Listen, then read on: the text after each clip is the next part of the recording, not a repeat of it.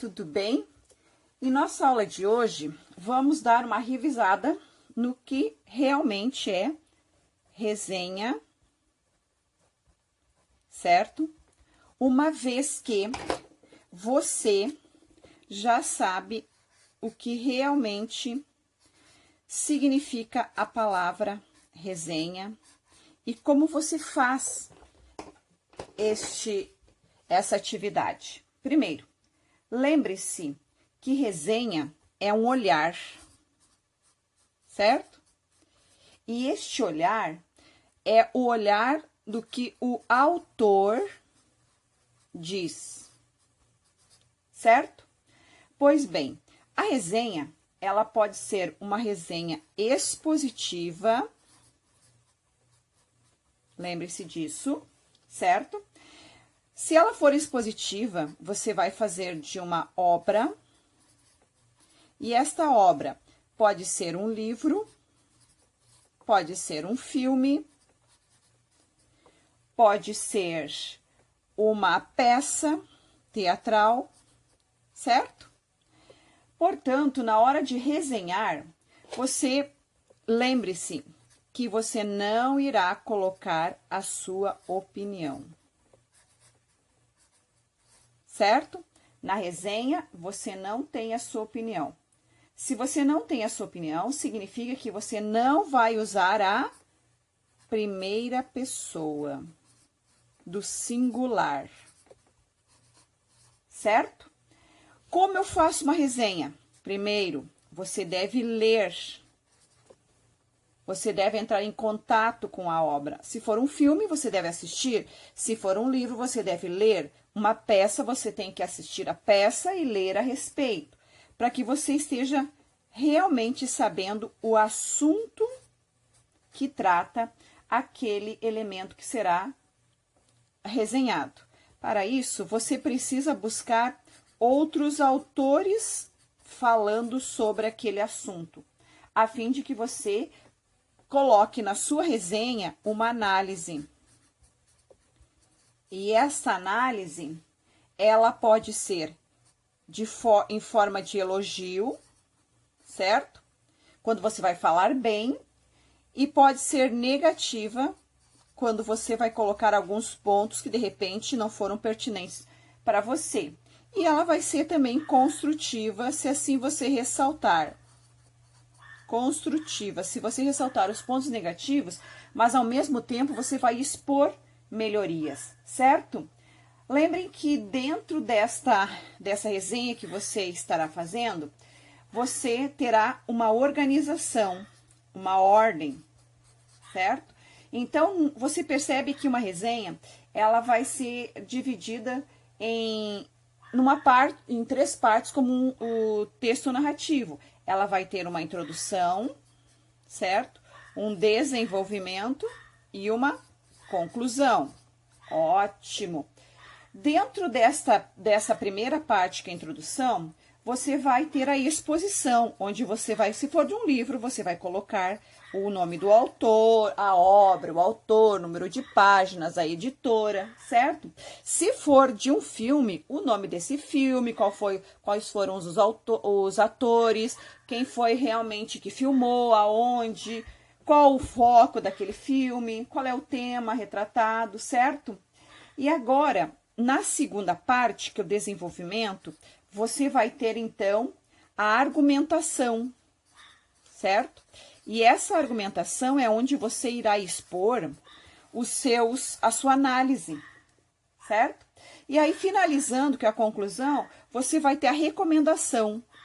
Então, a recomendação será a que tipo de público essa resenha serve, é indicada, certo? Portanto, a resenha, ela difere-se do resumo. Então, resenha é uma coisa, resumo é outra, certo? Tranquilo, então, para você desenvolver a sua resenha a partir do momento que o professor propõe para você, se for de um livro, de um filme, de uma peça, certo? Ela precisa estar os elementos bem organizados para que esses elementos organizados levem à compreensão pelo interlocutor do realmente o que você conseguiu, certo? colocar ali nessa sua análise. Então, não há mistério. Vamos retomar. Precisa ter ordem, certo? Essa resenha. O olhar vai ser do que o autor diz, não o seu olhar. Portanto, não existe a sua opinião, não existe a primeira pessoa, certo? O essencial, você tem que estar realmente consciente, sabendo que você está sobre o que você está escrevendo, qual é o assunto. E a pesquisa é relevante para complementar a sua argumentação, pois uma vez que a sua argumentação vai estar ali de forma presente no seu texto, ela é pertinente para ressaltar o quê? A sua análise ou de elogio ou de pontos negativos ou uma análise construtiva, certo? E lembre-se que resenha não é resumo, certo? Beleza? Agora dá uma relembrada no resumo, certo? Pois bem, quando você vai fazer um resumo, você está produzindo o quê? Informações, certo? Essas informações você vai fazer em forma de anotações. Essas anotações você pode fazer com palavras-chave. Antes de você fazer um resumo, é essencial que você faça uma leitura, certo? E essa leitura, ela não pode depois proporcionar a você uma cópia, certo? Não pode fazer cópia. Ah, professora, eu vou pegar um parágrafo lá e vou copiar. Não. Você pode usar o quê? Troca de palavras, sinônimas, antônimas. Ou você pode usar o quê? A paráfrase. Que a paráfrase me mostra que eu não estou copiando, certo? Portanto, lembre-se que o resumo, as informações, elas precisam ser concisas. Elas precisam ser claras. Portanto, não posso copiar. Lembre-se disso. O resumo, ele vai ser o quê? Uma lembrança. Lembrança? Lembrança do quê, professora? Do que você aprendeu daquele conteúdo, daquela proposta que está sendo solicitada a você para que você faça um resumo, certo? Uma coisa que você precisa gravar é que resumo, ele não é resenha, certo? E resenha não é resumo. São gêneros narrativos diferentes, certo? Então, lembre-se, resumo, ele tem que ser o quê? Conciso, precisa ser claro, não pode ser cópia, você pode usar paráfrase, certo? E ele vai ser menor do que foi proposto a você. Ah, nós temos 3 páginas do livro para resumir. Então, essas 3 páginas, o que você vai conseguir resumir são o quê? Uma página, certo? E dessa forma, você relembrou, então, quais são as estruturas, ou melhor, quais são as etapas de estrutura de um resumo, certo? Muito bem, é isso aí.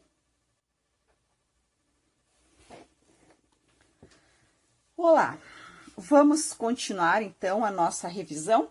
Já revisamos resenha e resumo, certo? Agora, nós vamos revisar o quê? Argumentação. Lembre-se que nós estamos trabalhando com o texto dissertativo argumentativo. Mas, para isso, precisamos relembrar o que realmente é uma argumentação. A argumentação, ela é feita de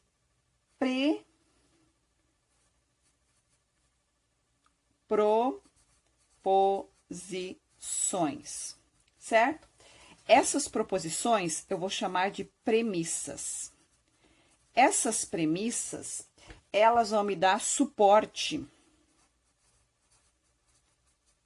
certo? De forma racional sobre uma conclusão. Isso é argumentação, certo? Se eu tiver premissas, eu preciso ter premissas nessa argumentação, elas vão fazer o quê? Elas vão justificar. Justificar o quê?